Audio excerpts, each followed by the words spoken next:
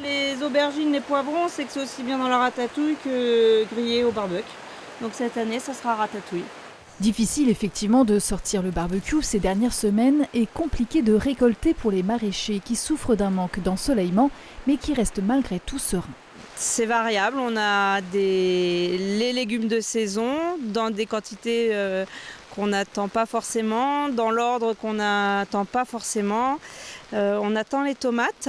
On mangera moins de navets, on en aura moins à vendre, les carottes sont jolies, les pommes de terre aussi, les oignons qui ne sont pas encore tout à fait mûrs sont très beaux, donc on aura des légumes. Les précipitations du mois de juillet correspondent aux moyennes d'il y a 10 ans. Pas de quoi affoler cet exploitant qui s'est diversifié pour s'adapter, car le changement climatique, c'est une perte de repères pour les maraîchers. La pluie est douce, les Vosges, c'est comme ça que je les connais. En 86, quand je me suis installé, il était hors de question de faire du maraîchage à l'altitude à laquelle je suis à 700 mètres.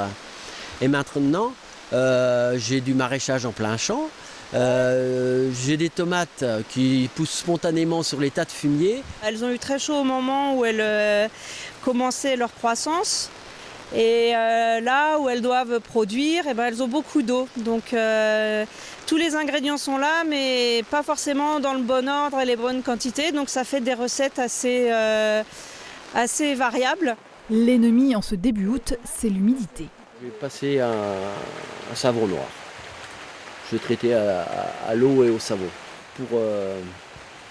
pour essayer de contenir un petit peu l'invasion. Le différentiel trop restreint de température entre le jour et la nuit freine la croissance des légumes et les champignons sont prêts à profiter de l'occasion. Je récoltais les concombres et il y a beaucoup d'aleurode et on s'aperçoit que les plants de concombres commencent à souffrir du nombre d'insectes. Là, avec des temps comme ça, c'est les champignons qui vont se développer sur les feuilles et ça peut aller assez vite sur une serre si on attrape l'oïdium.